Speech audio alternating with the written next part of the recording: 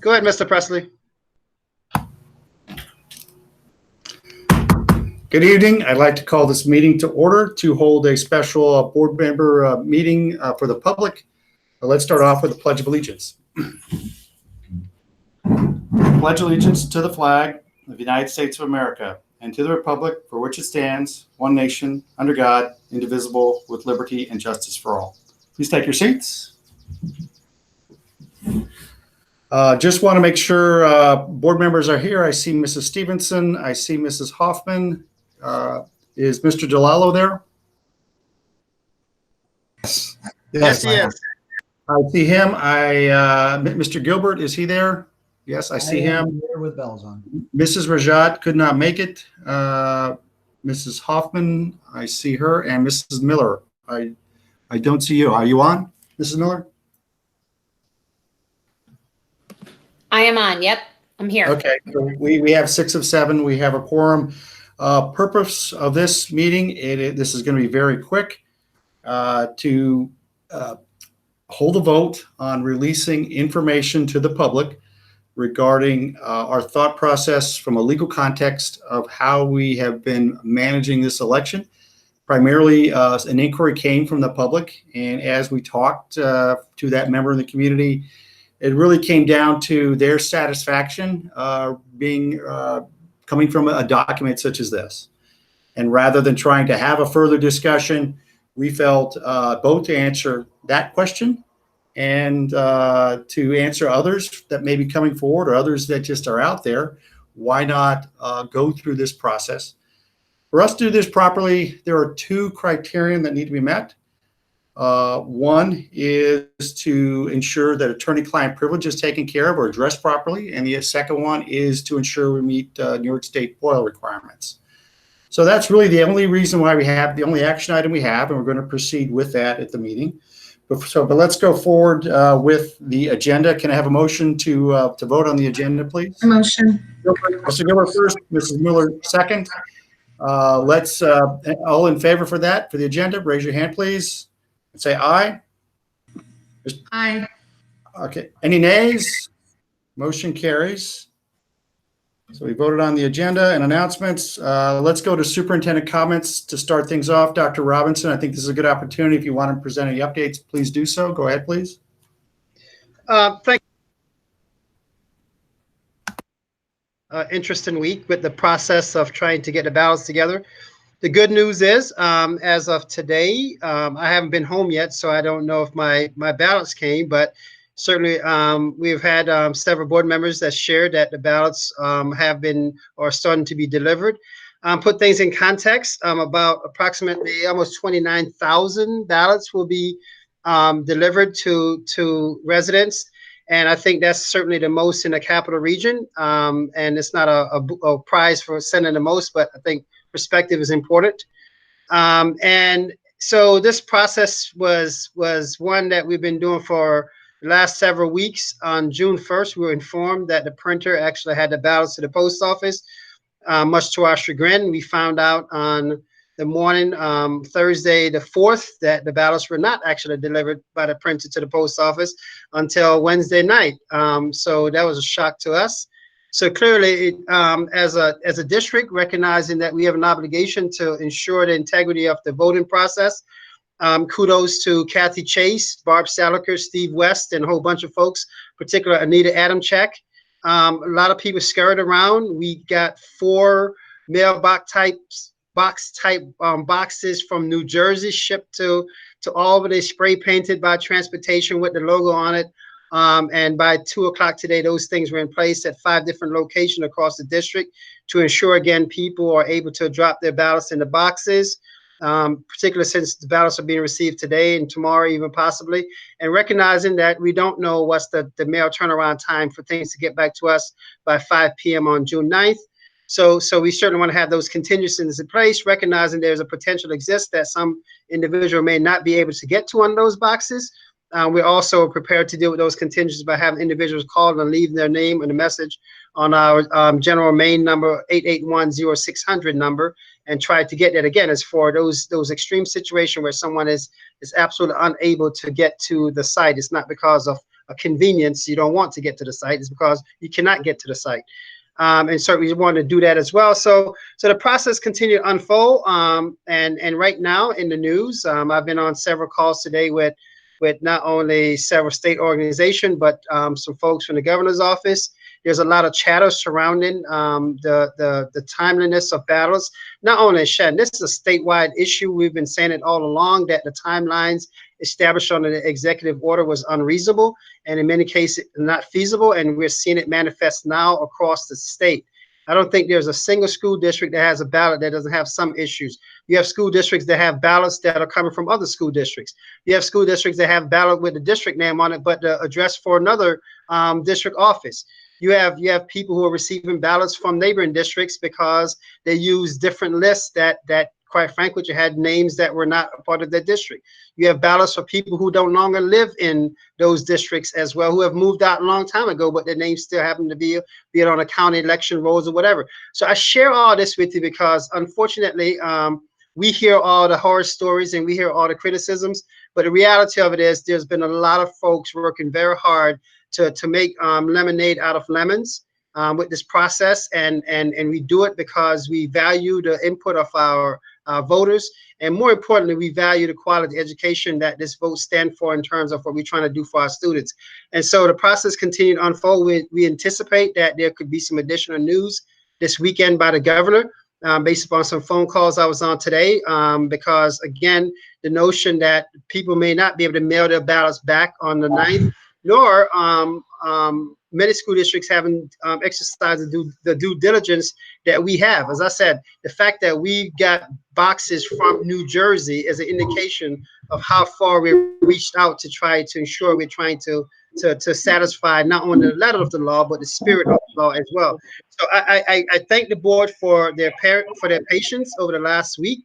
But more importantly, I want to recognize the hard work of a lot of folks to make this process happen, because we have a lot of staff been coming in, manning phone calls, stuffing ballots, reviewing emails, and it's been a stressful situation for all. And we hope that by this time next week, we'll look back at it and say it was well worth the effort to do so, because we're preserving democracy, but more importantly, we're trying to move the school system forward as well. So we'll see what this weekend brings. Probably like you, I'll be monitoring the governor's press release on Saturday and Sunday, which is always an interesting piece because some of our most important news comes on the weekend.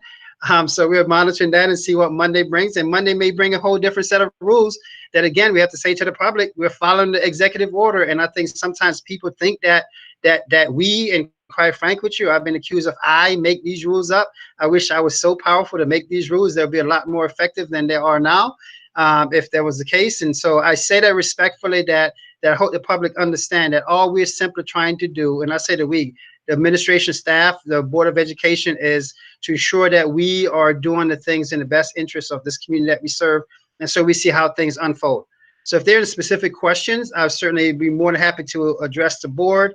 And even the action item that's on the agenda tonight is a result of the due diligence that we've been taking. There's been a lot of conversation with a lot of folks across the state in terms of how we best interpret and execute the various executive order related to the budget. And this is just one of many legal opinions, not only got from our attorney, but from school attorneys across the state as well, because everyone is trying to do their best under the circumstances. So I'll pause there, Mr. Presser. If there are any questions by board members, I'd be more than happy to address them as well.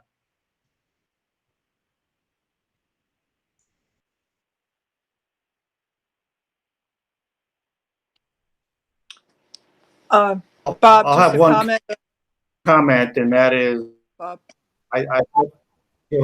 Go ahead. Yeah, I just want to make one comment. Go ahead, Deanna. Comment. Yeah, thanks.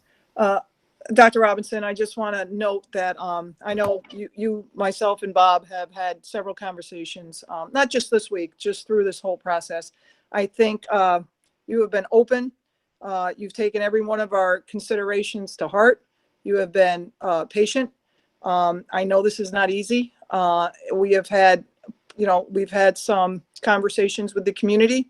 And I just want to say thank you for, on top of everything else that is going on, because these are not normal times. And I know a lot of these questions may be duplicative. They may be a pain because they may come to you at 10 o'clock at night, but you've been gracious. And I want to thank you and the team leads, everybody at the district. So I know Bob would, I'm sure, echo my sentiments. So thanks.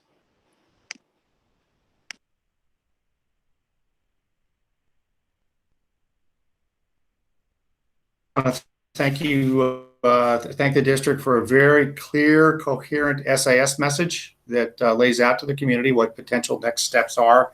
As a member of the community that read that, I feel wholeheartedly the best thing for me is to take that ballot, complete it, and put it in a box. It is not a significant burden in terms of health, and it also is similar to when the previous elections. It's not too much of a burden to go to Gowanna and vote. All you're doing is simply putting what you've signed into a box with the assurance that it's taken care of quickly. So that, to me, as a member of the community, is a very simple way to get this taken care of. Any other questions? Okay. Let's move on to the one action item at hand, and this involves how we want to communicate this document. Can I get a motion to bring this to the floor? Any board? Okay, Deanna, first motion. Todd, second motion. Okay, any comments or questions on the document? And I will Mr. have some President, comments. do you want me to show the resolution language on the screen? Please do. Thank you very much. Great suggestion. Okay, let me just share my screen and put that language up.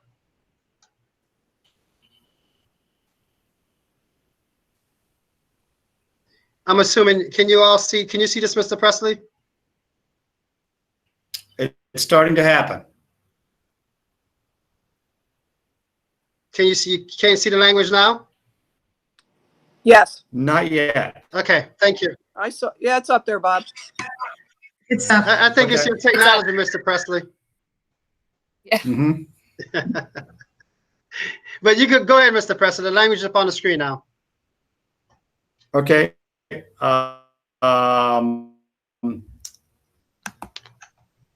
Cannot see it on my screen. Bob, do you want me but to read it? really, I'll put it in a broader context, which is, please read it. Thank you.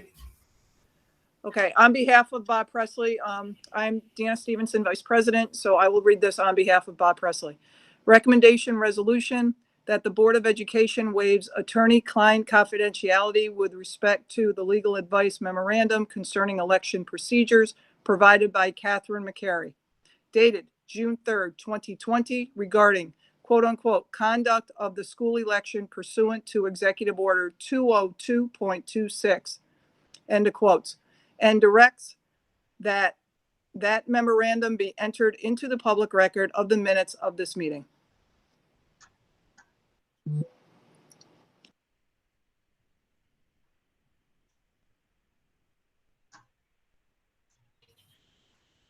Okay.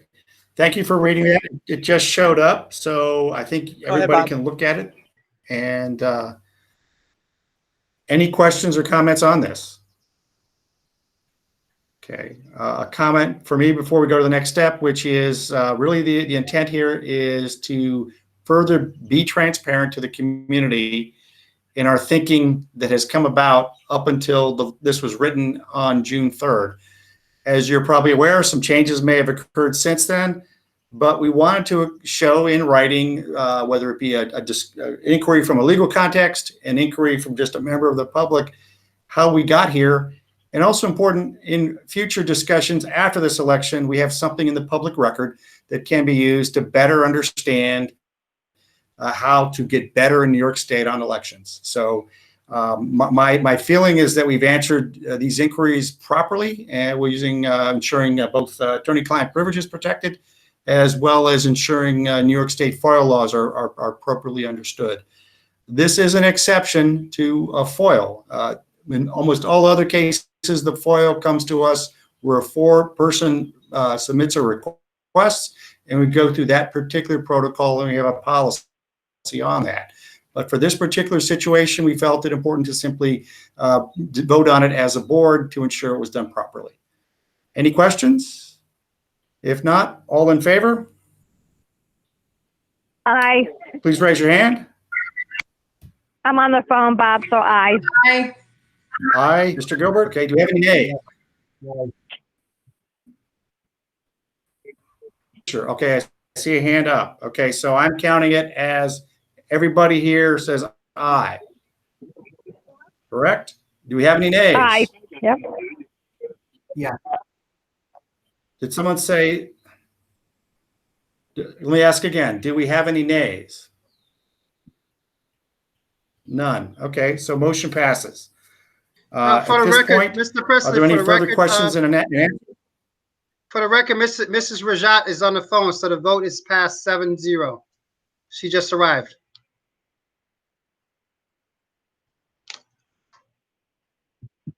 Yes, I'm sorry. I've been on the phone. I wasn't sure if you heard my aye. Thank you. We heard the aye, and we will treat it as unanimous. Good. Thank you. Thank you. Okay. Are there any other comments or questions, or if anything has come from the live stream by email, has anything come through that we could possibly answer? If not, I don't see anything that has come through. Can I have a motion to adjourn the meeting? Yep. I have There Mrs. is Stevenson first, Mr. Gilbert second. Hold on, I heard a question. Yeah, there is a I comment. see something. A comment has come through. I sent it to Oliver. Okay. Can you just read a comment, please, Mrs. DeFisciani? Okay. Hang on. From Brenda Gibbs, it says tonight's meeting does not include any sign-in information. There's no way for the public to sign into the public part of the meeting.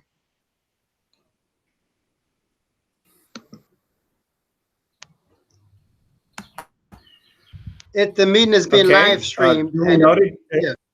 Yeah. Go ahead. Go ahead. Well, if does she have a follow-up? Oh, that's it.